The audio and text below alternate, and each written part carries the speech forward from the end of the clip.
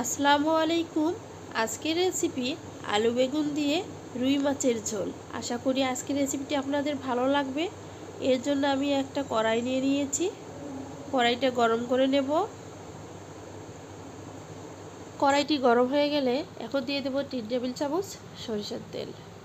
আপনারা চাইলে যে কোনো খাবার তেল অ্যাড করতে পারেন। তেলটা আমি গরম করে নেব।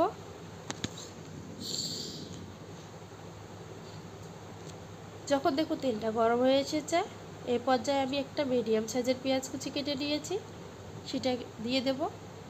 একটু হালকা করে কিছুক্ষণ ভেজে নেব।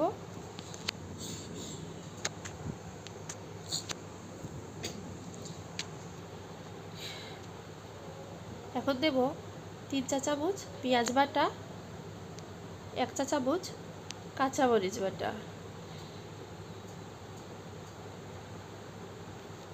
1 টিস্পুন রসুন বাটা, 1 টিস্পুন আদা বাটা দিয়ে কিছুক্ষণ নেড়ে নেব।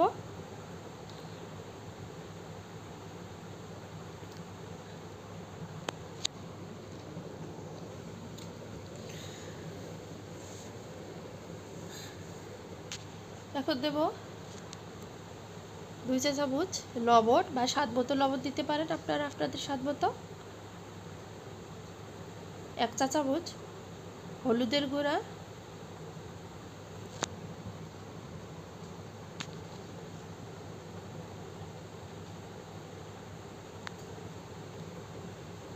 'সামান্য একটু পানি দিয়ে দেব যাতে শুকনো মশলাগুলো পুড়ে না যায়। দিয়ে একটু নেড়ে নেব।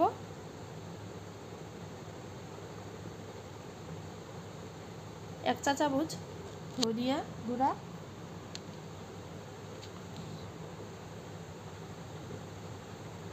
1 চা চামচ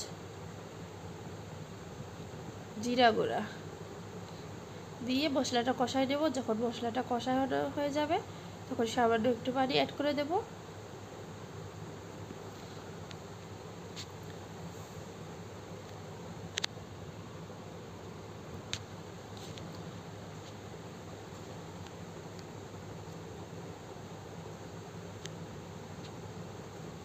আমি আগে থেকে রুই মাছ ধুয়ে নিয়েছি। মাছের মাথা লেজ সহকারে আমি 6 পিস মাছ নিয়েছি। একটু নেড়ে নেব।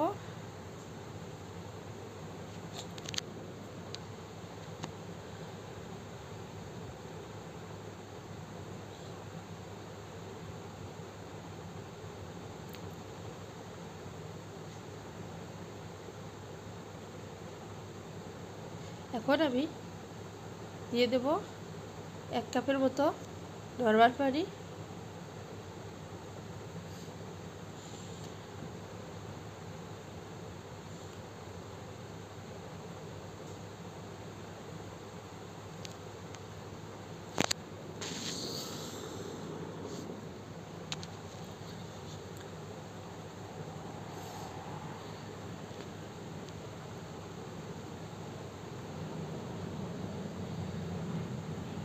ঢাকনা দিয়ে দেব।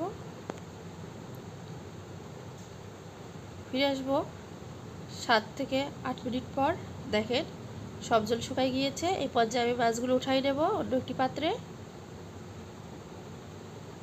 শুধু মাছগুলো উঠাই নেব, কোনো ঝোল উঠাই নেব না।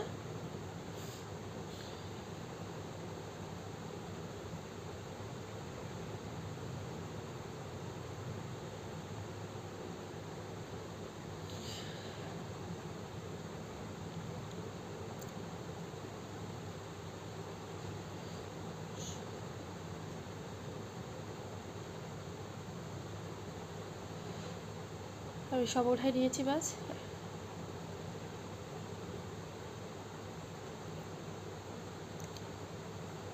আমি আগে থেকে 2টা মিডিয়াম সাইজের আলু, 3টা বেগুন দেখেন কিভাবে কেটে নিয়েছি।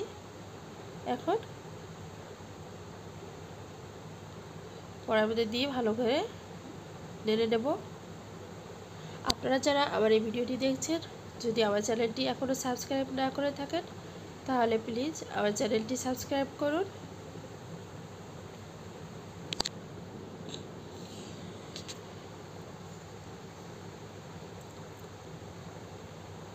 ভালো করে নেড়ে নিয়ে সামান্য একটু পানি দিয়ে দেব।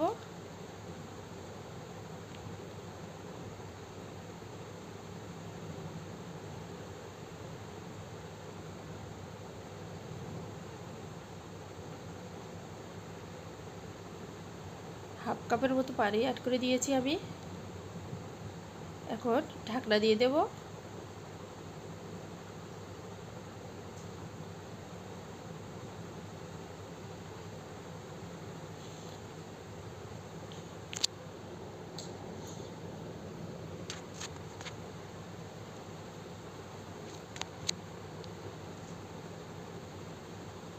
দেখেন যতটুকু পানি দিয়ে দিয়েছিলাম সব শুকিয়ে গিয়েছে। এখন আমি একটু নেড়ে নেব।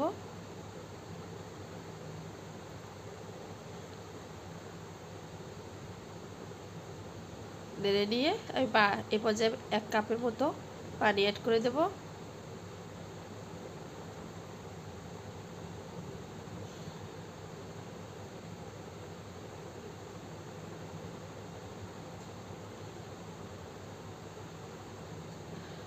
এখন ঢাকনা দিয়ে দেব। আশা করি আজকের এই আলু বেগুন দিয়ে রুই মাছের ঝোল রেসিপিটি আপনাদের ভালো লেগেছে। যদি ভালো লেগে থাকে তাহলে প্লিজ বেশি বেশি করে লাইক, কমেন্ট এবং শেয়ার করবেন। আমি ঢাকনা খুলে যখন তরকারি বলক এসে যাবে তখন আমি উঠে রাখা মাছগুলো তরকারির মধ্যে অ্যাড করে দেব। আমি এই পর্যায়ে মাছগুলো একটু ডুবিয়ে রাখবো।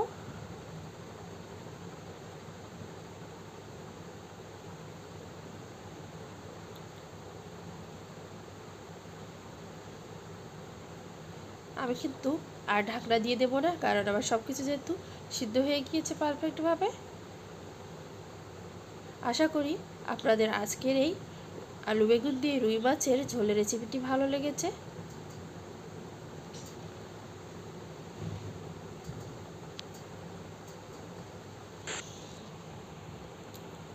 আমার কিন্তু তরকারিটা হয়ে গিয়েছে, এখন ঝোলাটা বন্ধ করে দেব।